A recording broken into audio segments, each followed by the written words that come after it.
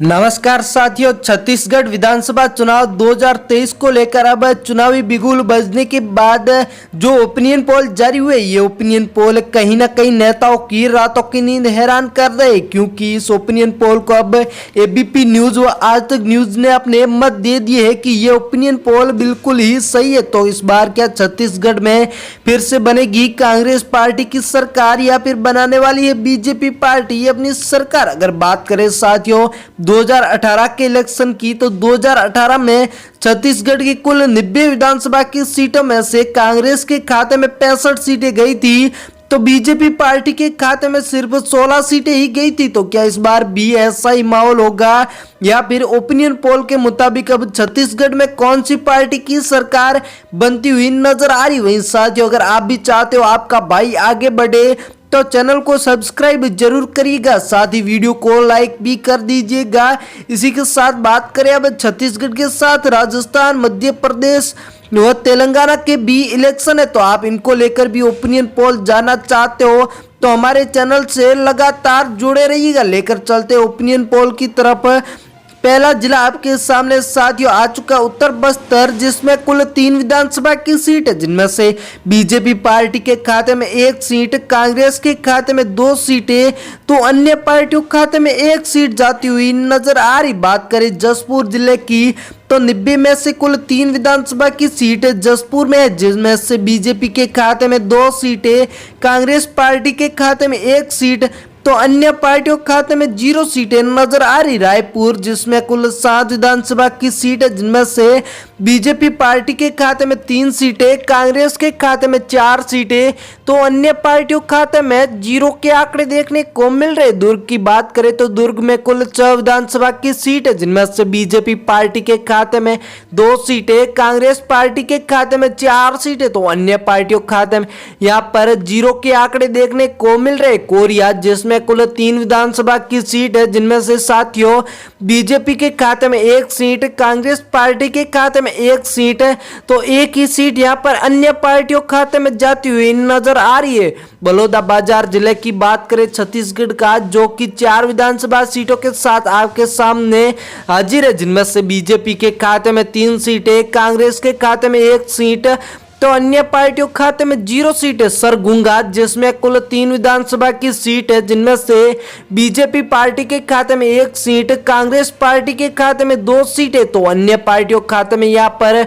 0 के आंकड़े नजर आ रहे। जांजगीर चांपा, जिसमें कुल 3 विधानसभा की सीट है, जिनमें से साथियों बीजेपी पार्टी के खाते में 2 सीटें, कांग्रेस पार्टी के खाते में 3 सीटें, तो अन्य पार्टियों के खाते में यहाँ पर 1 सीट का आंकड़ा नजर आ रहा है। बस्तर की बात करें तो कुल 3 विधानसभा की सीट है, जिनमें से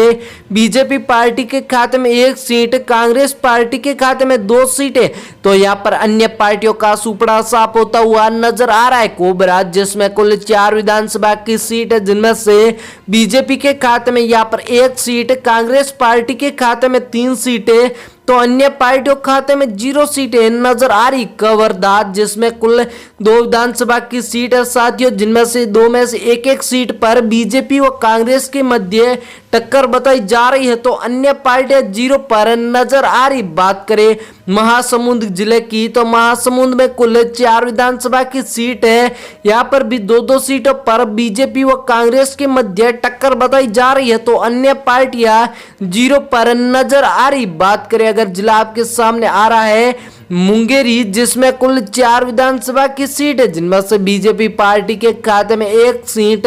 तो 1 ही सीट यहाँ पर कांग्रेस पार्टी के खाते में नजर आ रही है। अन्य पार्टियां 0 के आंकड़ों पर ही नजर आ रही। बलोद, जिसमें कुल 3 विधानसभा की सीट है साथियों, तो 1 सीट बीजेपी के खाते में, 1 सीट कांग्रेस पार्टी के खाते में, तो अन्य पार्टियों खाते में 0 सीटें नजर आ रही है। रायगढ़ की बात करें तो रायगढ़ में कुल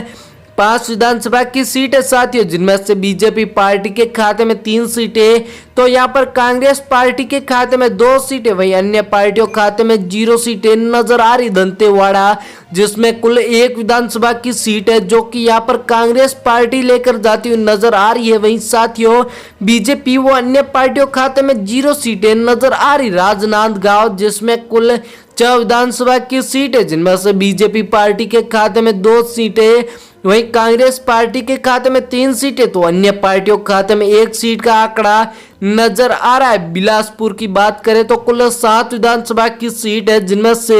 बीजेपी पार्टी के खाते में 2 सीटें, कांग्रेस पार्टी के खाते में 5 सीटें तो अन्य पार्टियों के खाते में 0 सीटें नजर आ रही बेमेतरा, जिसमें कुल